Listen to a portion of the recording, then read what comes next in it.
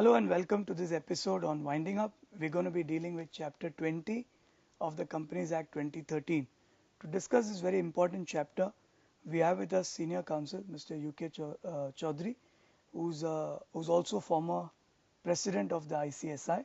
Yes. We also have Ms. Vijaya Sampath, Senior Partner Lakshmi Kumaran and Sridharan. Can we begin this discussion by broadly talking about what the Act does on this subject of winding up? What are the modes of winding up?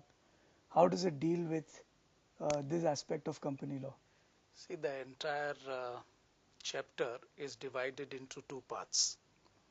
The first one is a winding up, for which the process starts by filing a petition before the tribunal, which is National Company Law Tribunal, established under the Companies Act 2013.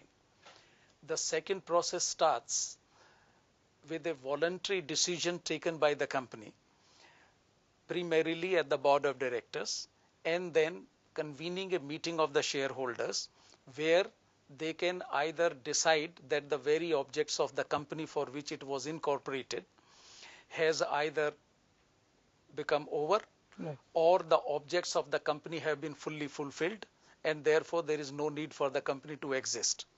They can also pass a special resolution to decide that the company need to be voluntarily put to winding up. Right. So the members would do it of their own The members volition. the board will decide, Right. and the board will convene a meeting of the shareholders. For the first purpose, it will be an ordinary resolution. For a second purpose, when the company is an ongoing concern but need to be put to the voluntary winding up, it has to then pass a special resolution. Right. Along with the special resolution, the process also starts for holding a creditors meeting, Right. where the 2/3 of the creditors of the company can also decide that the company need to be supported for a voluntary winding. Right. Right. The fundamental difference between the two is that in the case of a voluntary winding up, it is presumed that the company is able to meet all its liabilities in full. There are, of course, exceptions that if it can't do It's a for a solvent particular company, purpose, it's a solvent company, and which therefore voluntarily- voluntarily the members are winding Right. up. Whereas in the case of winding up by the tribunal, there are certain circumstances for starting off with when the company is unable to meet its debts. Right. In fact, that was my next question. Focusing on the winding up by a tribunal, what are the grounds or the circumstances in which a winding up by a tribunal can be initiated? Normally, the most important ground on which the persons file a petition are the creditors, those whose debts the company is unable to pay, and that debt is now defined 1 lakh rupees or more. Right. The other grounds which are also available are the grounds of just and equitable, the grounds that the company has been acting against the interest of the nation, like against the national integrity, national sovereignty. And that's a new provision. It That was is a not new there provision earlier. which has been added, though it's very difficult to define all these terms. Right. But nonetheless, they exist, that even in some time that if there is something against the community, there is something against the peace and harmony of the community being violated by the company, this also now has been added as a new ground. So all the grounds for reasonable restriction in the Constitution Are have now been put available into even this against the to company. wind up a company. To wind up a That's right. company, for which a petition then necessarily has to be moved to the tribunal. Right. And grounds are set out in section 271 from A to G are all the grounds which are available.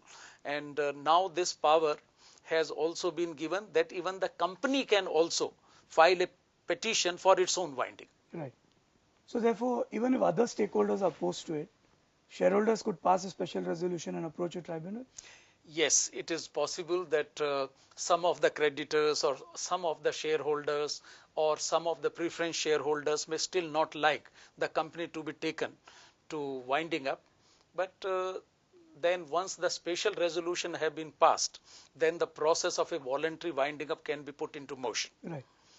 And for that it is necessary, as already stated, that the company must be in a position to declare its solvency, for which a board meeting immediately after the resolution has been passed by the shareholders, board has to then resolve and say that the company is solvent, it has assets by which it is in a position to pay its entire debts, and therefore it will file a declaration of solvency before the registrar of companies. The board also has to do a due diligence. In part of the affidavit, they have to clearly state that they have investigated, they've gone into details into the internal affairs of the company, and they are comfortable that the company is able to meet its debts. They are confident and comfortable that the company is able to meet its debts fully. Right. Can we speak a bit about the process? Now, let's say a creditor demands $1 lakh and is not paid. See, the process as far as the tribunal winding up is concerned, it started with a process where a petition is filed, it is fixed for hearing, and at the hearing a prima facie case has to be established either by the creditor or by the petitioner under any other ground other than the inability of the company to pay debts. Once that happens, then it's for the tribunal to reach a conclusion that there is a prima facie case for the admission of the petition. Right. Once a prima facie case is found, then it has to take 1 or 2 or 3 decisions. The first decision will be that whether it has to appoint a provisional liquidator. If it has to appoint a provisional liquidator, then under the Companies Act, a special notice has to be given, and opportunity has to be provided to the company where the company will be first heard and provisional liquidator will be appointed only after the company has been heard and given a right of hearing. Right.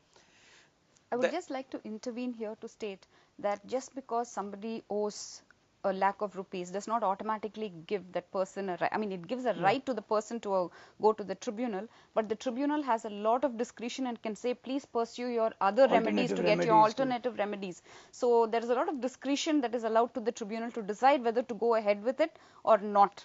Right. So do you feel the social abuse that has been seen of using the winding up platform as a recovery platform gets addressed in the provision?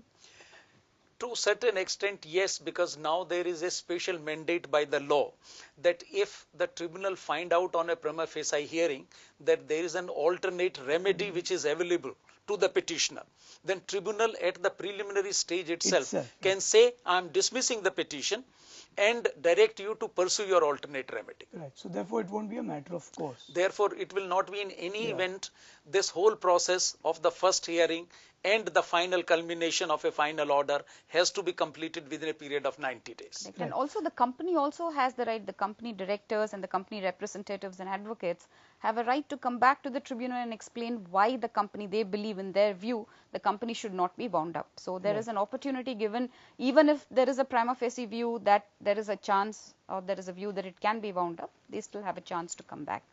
So there are certain protections allowed to the company for this. Yeah, because we've also seen companies worth thousands of crores being taken to the winding up court by somebody claiming 50 lakhs. Correct. And then stalling it for months on end. No, that will not happen now. Right.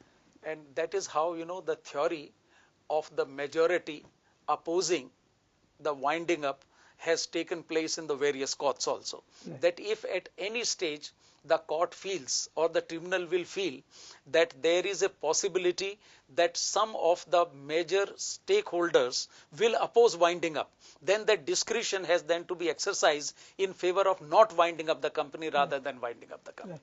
So then get back to those 7 grounds if they are available and somebody approaches a court. Then what happens next? Then the next is that if the provisional liquidator is to be appointed after hearing, then the petition is fixed for final hearing. At the final hearing, the tribunal has to reach a final decision whether the company's survival is imminent or the company has become some kind of a nuisance to the corporate world. Right. And therefore it need to be wound up. There is also another provision, new provision in the Act, which provides for selecting a provisional liquidator from amongst a panel. You could say in a way outsourcing the entire function. Earlier, External, not the official liquidator, which was the practice earlier, but to a firm or to individuals, company secretaries, advocates. Actually, there is a very wide list that you can choose from. And the tribunal appoints, they will have a panel and they will be allowed to appoint a provisional liquidator who will actually take all the initial steps that are required for winding up. But the ultimate control finally still rests with the official liquidator. But at least it will speed up the whole process, because the provisional liquidator will take a lot of procedural steps required for winding up of the company. Getting the accounts, for example, getting hold of the assets, making a valuation of the assets. So there are lots of work to be done, which will be done by the provisional liquidator who is appointed. And there are certain more salutary provisions which have now been added to the Companies Act 2013, particularly relating to winding up, is that earlier the final winding up order is passed first, and then the process of the liquidation of the assets started later. But now the new provisions have provided for it that at the time when prima facie case is found out, the tribunal will have the discretion to pass further directions relating to the filing of the statement of affairs, the list of the directors, the list of shareholders, the list of the creditors, and even the statement of financial viability or inability of the company to say, and entire balance sheets, profit and loss account, and the directors and auditors report will also need to be filed immediately, either with the petition or on the directions of the tribunal. Yeah. Another noteworthy provision relates to the timing. Earlier, it used to stretch for years and years. Now, the tribunal, there is a time fixed under the Companies Act, and the tribunal, even after the first procedures are done, the initial procedures are done, will fix clearly a time limit within which the decision for winding up has to be taken, the winding up process will be completed, and the company dissolved. So it won't take the huge and large number of years that used to take place beforehand. So the timing is clearly outlined in the Act. So, sorry. It can also possibly be noted that, as my co-panelist has said, that the whole process of the winding up of or the liquidation of the assets used to take a long time. In the process, there is a national wastage of assets. If the company's assets are dissipated in the meantime, that the official liquidator takes over the assets after the wind order, and ultimate culmination into realization of the money from the assets, it was a long drawn process.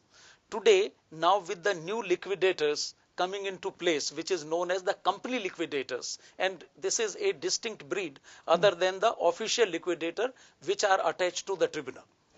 These are the professionals who will be the company secretaries, the corporate lawyers, the chartered accountants, the cost and works accountant, even the management consultants, and even some of the property valuers, some of the valuers of the assets, which can be notified later on by the central government and put into the category of the company liquidators.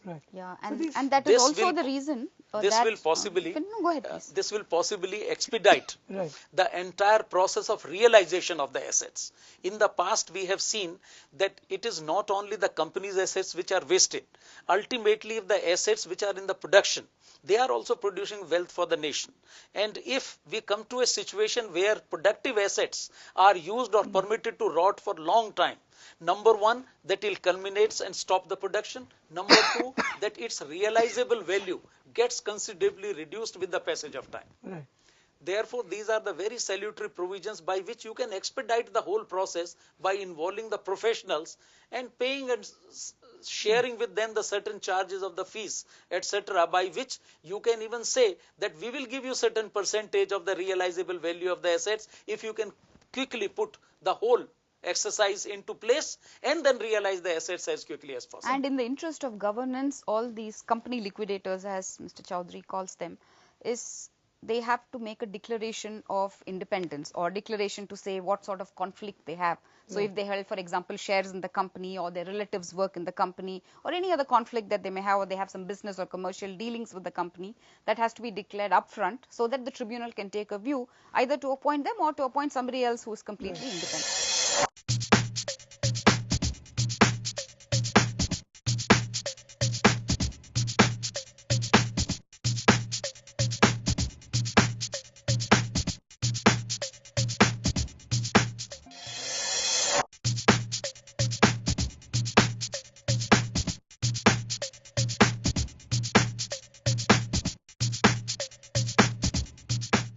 Practice question. So therefore, you do see that members of the ICSI do have a practice area that can develop for them now by building capacity to act as company liquidators. Certainly, at the various forums, I particularly have taken a view that the time is ripe now where you need not to act individually. You can even have the federations of the professionals.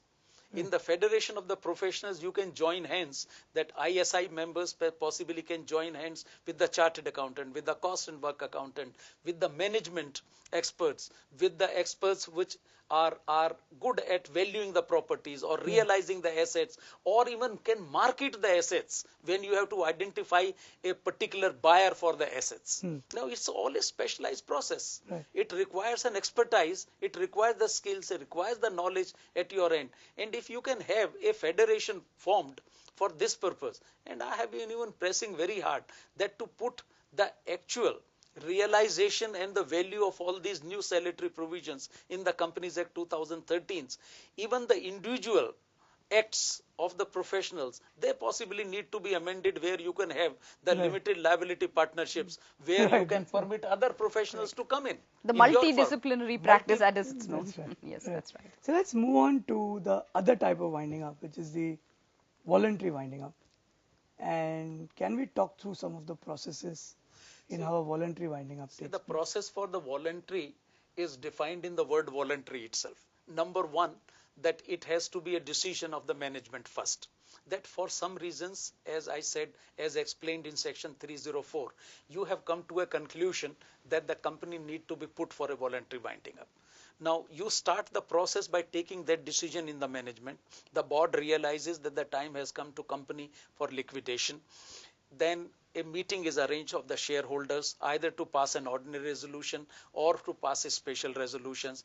Once that has been done, then there is a declaration of solvency by the board of directors. Then there are the publications in the newspapers. The rules have to be followed for the purpose of filing affidavits, declaration of solvency, affidavits, etc., etc.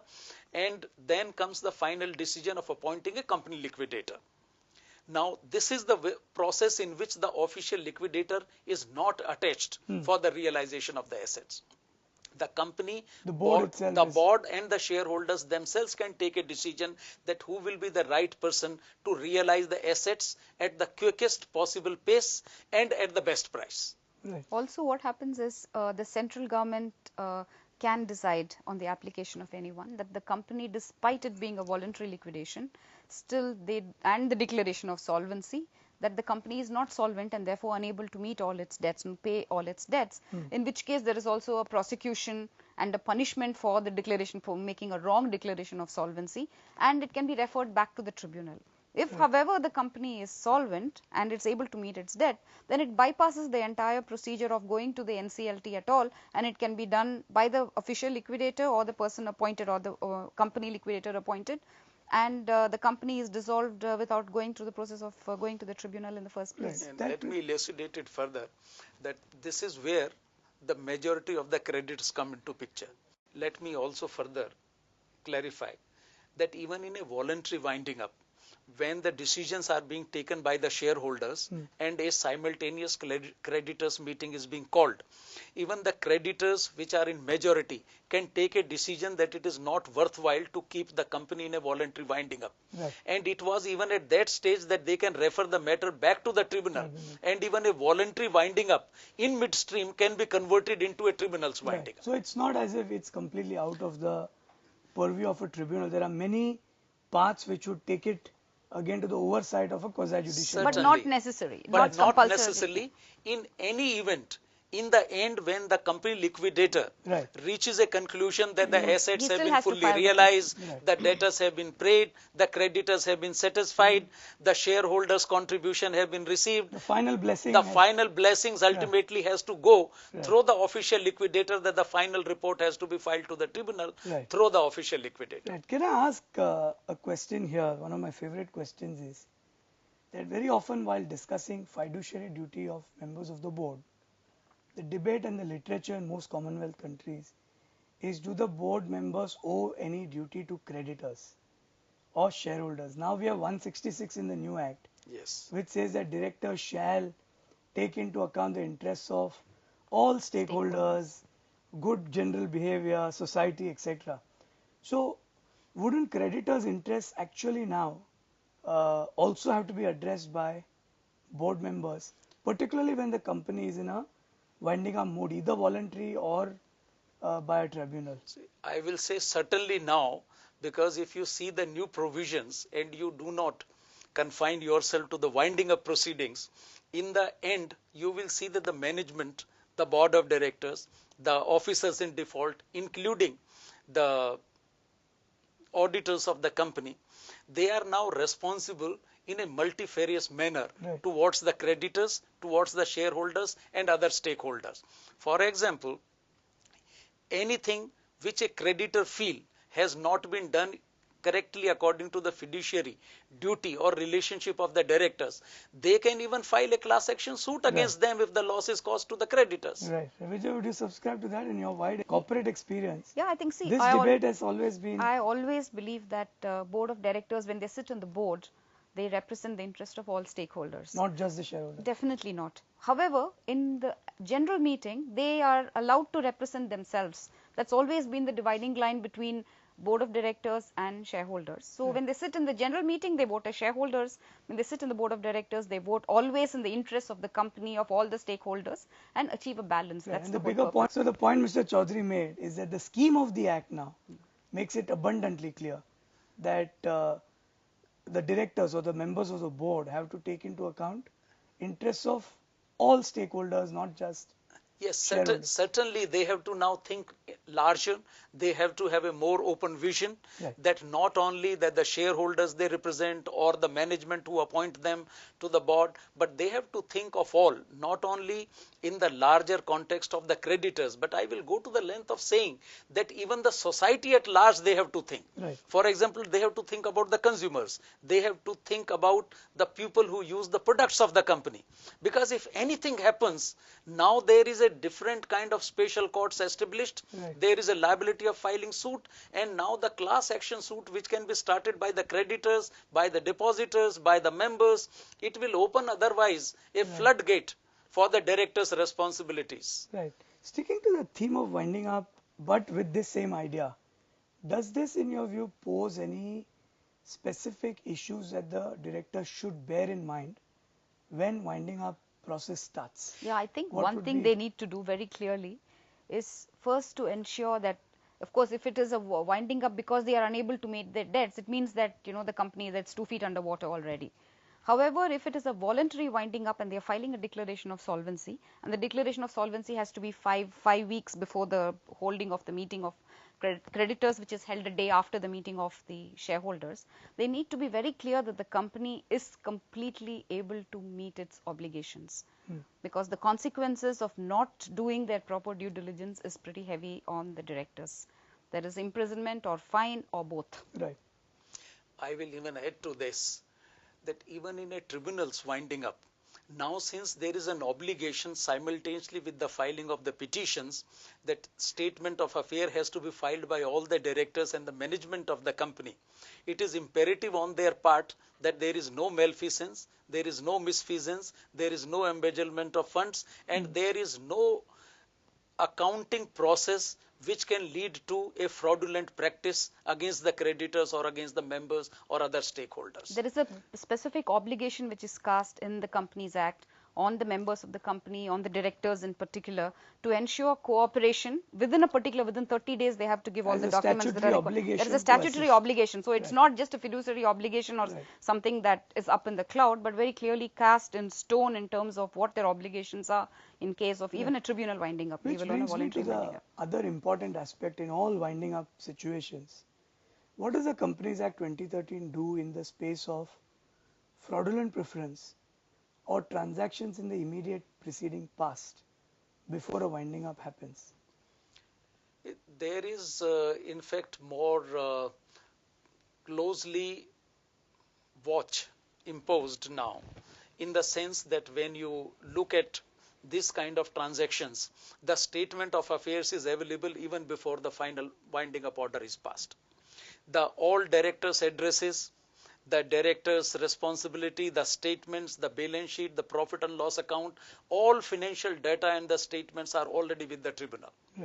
And therefore, the tribunal, in addition to checking out all this financial data, also can investigate that if during the proceedings of the winding up, they find out that the practices of the company carrying on its business is fraudulent either to the creditors or to the shareholders, or its affairs are being carried on which are prejudicial to the interest of the company or the interest of the members or the public interest, then the responsibility can be cast upon the directors even before the final winding up order is passed to bring in those losses or those funds back to the company.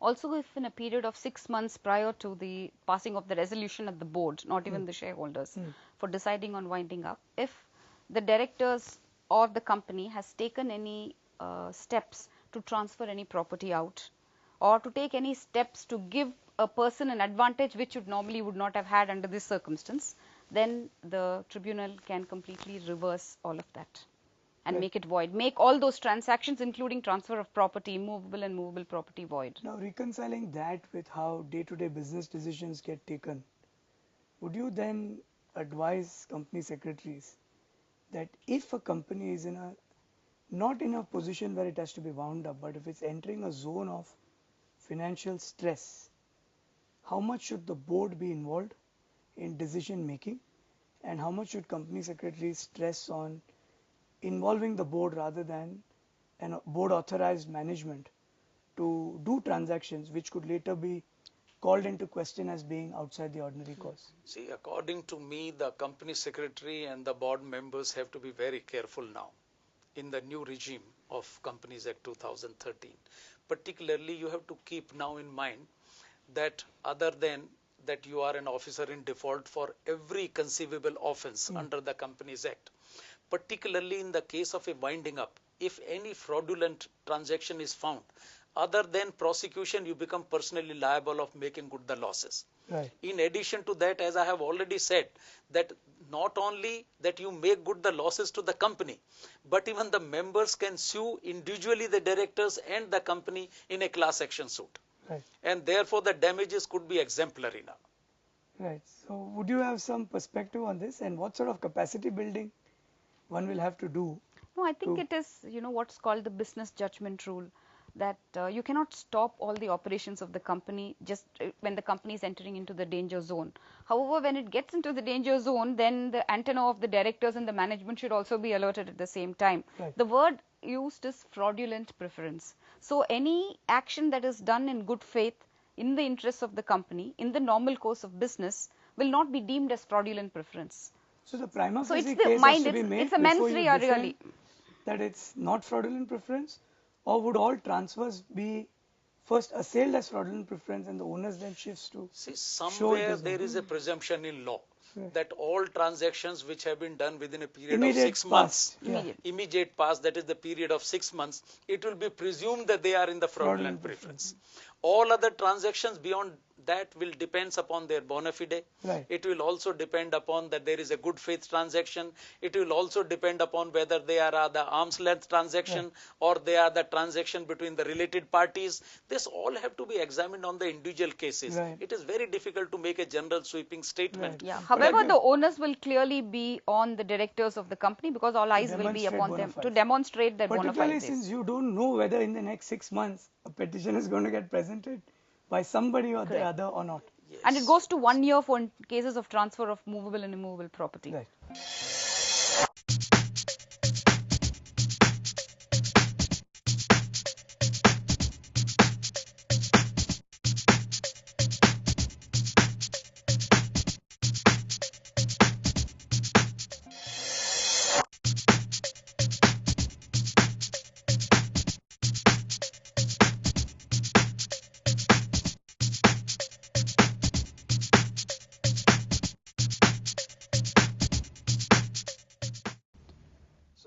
So before we wind up, can I request each of you to summarize, in your view, what this does, Chapter 20, in terms of the role of companies in society? Are they going to be more trustworthy business partners, or are they going to be more difficult to do business with? And particularly in the context of the very specific stringent provisions we've just discussed in the last half an hour. See, one thing I can say with certainty is that it will definitely bring some transparency. There will be no more night by fly operators where the companies will vanish, the directors will vanish, assets will vanish.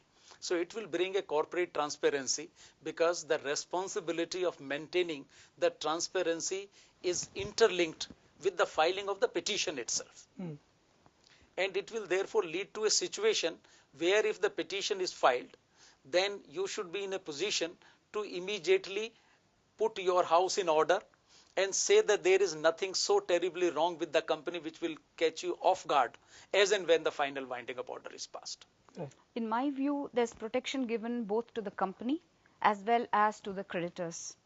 As long as the company is doing business in a straightforward manner and does not intend to cheat its creditors, even if sometimes business judgment says that you can go wrong, business fails.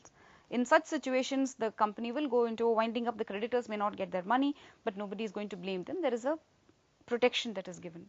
However, if you've been fraudulent, if you have not managed the affairs of the company in the manner in which you should have managed it, then the winding up is, first of all, is going to be much swifter now, because it's going to the NCLT. There is a lot of leeway given to the companies to appoint provisional liquidators, and they've also been given a fair amount of authority to get into the affairs of the companies. So in my view, it's going to be swifter, it's going to be speedier, of course, and definitely, as he said, more transparent. Right. Thank you very much for this very interesting and lively discussion we've had. Thank you very much. That's all we have time for on this episode. Do read up the provisions of Chapter 20. They're a really exhaustive set of provisions. The idea of this video is to give you a nodding acquaintance with critical aspects of the chapter. Thank you very much for listening to us. Thank you.